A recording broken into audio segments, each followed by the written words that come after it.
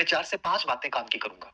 यदि आप किसी स्टेट का भी टेट आप देना चाहते हैं, इन फ्यूचर आप योग्य नहीं हैं, तो भी आपको इसको सीरियसली देना चाहिए।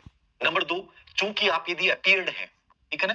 अपीयर्ड में है, मान लीजिए आप बीएसटीसी फर्स्ट ईयर में हैं, बीएसटीसी सेकंड ईयर में है, जेबीटी है, जो भी आपकी डीएलएड है, तो आप अपीयर्ड हैं, फॉर्म भर सकते हैं, कोई दिक्कत नहीं है, वैलिड रहेगा सर्टिफिकेट। और सबसे बड़ी बात है कि एक बार सीटेट देना है, आजीवन लाइफ टाइम वैलिडिटी। एक बार कम से कम इसको अच्छे से करें और कोशिश करें कि आप ये मत सोचिए कि सर रिजर्व कैटेगरी कितने चाहिए, वो चाहिए, छोड़िए आप तो कोशिश करो कि 90 प्लस नंबर लेके आऊं ताकि झंझट खत्म हो। टारगेट ऊंचा रखोगे तो आ जाएंगे। और सीटेट एकमात्र ऐसे एग्जाम है जिसके लिए बहुत ज्यादा कुछ पढ़ने की आवश्यकता नहीं है। थोड़ा सा आपको एनसीईआरटी को बेस बनाना है, थोड़ी सी अपनी बौद्धिकता का यूज करना है, अप्लाइड सोच का यूज करना है, सीटेट आराम से हो जाती है। लेकिन सीटेट की तैयारी करने का मतलब है आपकी आपके स्टेट की टेट और ग्रेड थर्ड का भी एक बड़ा पार्ट आपका तैयार हो जाता है। तो मैं कहूंगा कि इसको सीरियसली लेना है आपको सीटेट को। यूं मत लीजिए कि हाँ सर दे देंगे। 100% फॉर्म भरना चाहिए। हर बच्चे को जिसका सीटेट क्लियर नहीं हुआ है उसको निश्चित रूप से सीटेट देना चाहिए, क्योंकि इन फ्यूचर एनईपी 2020 के अनुसार ये हर लेवल पे अनिवार्य की जाएगी। तो कम से कम झंझट तो मत रखो कि यार सर सीटेट क्लियर नहीं है। तो अच्छे से फॉर्म भी भरिए, एग्जाम भी दीजिए, और एग्जाम हो जाएगा। 8 फरवरी का है, कुछ नहीं है। आपने अदर तैयारी कर रहे हो तो भी फॉर्म भर दीजिए, एग्जाम जरूर देके आना, आराम से सीटेट हो जाएगा। 2 4 5 बेसिक बातें हैं जो आपको समझनी सीटेट के लिए। सीटेट का जो लेवल है सीबीएसई मतलब फॉलो करता है कंप्लीटली। कंप्लीट आपको याद रखना है एनसीईआरटी बेस होता है पूरा पेपर, ठीक है? यदि आपने एनसीईआरटी को फॉलो कर लिया, और एनसीईआरटी वैसे भी आपको फॉलो करनी है, चाहे किसी स्टेट का भी एग्जाम दो, आज एनसीईआरटी बेस तो आ रहा है। कोई भी कंपटीशन छोटे से लेकर बड़ा कंपटीशन सब एनसीईआरटी बेस आता है।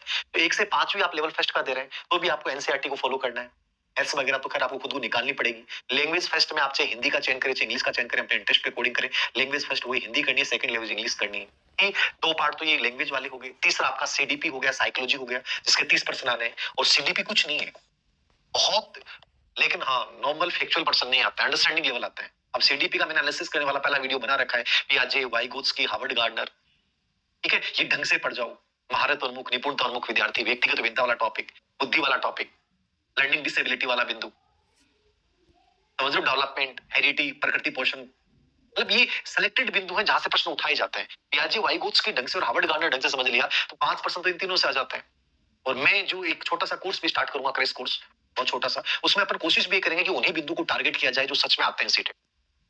टीचिंग मेथड जो आपको सब्जेक्ट का पढ़ना है वो केवल पीवाईक्यू बेस पढ़िए। तो यहाँ जो सीटेट की आप प्रिपरेशन कर रहे हैं, सिंपल सी चीजें याद रखें, ज्यादा कुछ नहीं है। एनसीईआरटी को फॉलो करना है कंप्लीटली, ठीक है? एनसीईआरटी को ढंग से तैयार कर लो, ठीक है? नंबर 2, पीवाईक्यू ढंग से तैयार कर लो। और पीवाईक्यू के लिए कोई भी चाहिए यूथ कंपटीशन की बुक्स आती हैं, इसकी सीटेट वगैरह की या प्रतियोगिता साहित्य की आती है, वो पीवाईक्यू बुकलेट आप लेके आ सकते हैं। एनसीईआरटी प्लस पीवाईक्यू देख लीजिए। लैंग्वेज आपने जहां से पढ़ी है, मान लीजिए हिंदी आपने कहीं से भी व्याकरण पढ़ी है तो उसी व्याकरण को, इंग्लिश की व्याकरण आपने कहीं से भी पढ़ी है, जो भी व्याकरण की बुक आपकी, चाहे वो लुसेंट की है, चाहे वो किसी भी पब्लिकेशन की, चाहे वो दक्ष की है, चाहे वो पीके रस्तोगी की है, वो पढ़ लीजिए। हिंदी से राघव प्रकाश पढ़ लीजिए।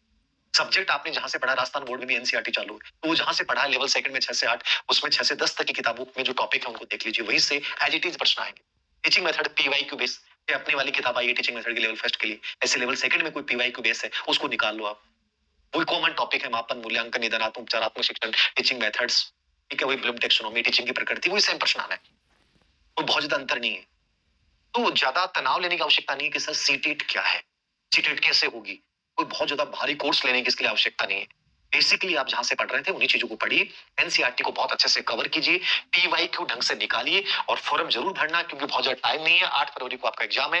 बेसिकली चीजें बता दी मैंने। नंबर क्वालिफाई के लिए लाना है, यदि 82 भी है रिजर्व कैटेगरी के लिए, बट रिजर्व कैटेगरी चक्कर में मत रहना, ओबीसी वाले तो स्पेशल, क्योंकि फिर आपके सर्टिफिकेट का सेंटर का ओबीसी प्रमाण पत्र कार्य कई चक्कर पड़ता है। तो कोशिश करेंगे 90 नंबर प्लस लेके आए और बहुत आसानी से आ जाएंगे। फिर मैंने बोला है जो चीजें मैंने बोली है उन चीजों को फॉलो कीजिएगा, एनसीईआरटी को छोड़ना मत आप, तो ये हमेशा के लिए बेस तैयार हो जाएगा। बाकी इसमें सीडीपी वाला जो पार्ट है उसका मैंने क्रैश कोर्स कल जारी हो जाएगा, उसमें मैं इंपॉर्टेंट जो बिंदु आपके जहां से एजिटेट पर्सन उठाए जाते हैं, मैंने सीडीपी का एनालिसिस भी पहले करवाया है। पियाजे है, वाइगोत्स्की, उसके अप्लाइड पर्सन कैसे बन सकते हैं, किन चीजों में पर्सन उठाता है।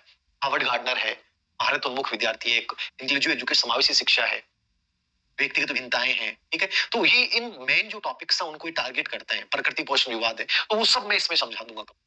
जो बेसिक है, जहाँ से प्रश्न बनते हैं, और एक इसके टेस्ट सीरीज भी हम लॉन्च करेंगे, के माध्यम से आपको बता दिया जाएगा। तो कोशिश करें कि जिन बच्चों का सीटेट नहीं हुआ है उसको जरूर दें, ताकि इन फ्यूचर, क्योंकि सेंटर में हर साल वैकेंसी आती है, लगभग 2 साल बाद में आ जाएंगे जरूर।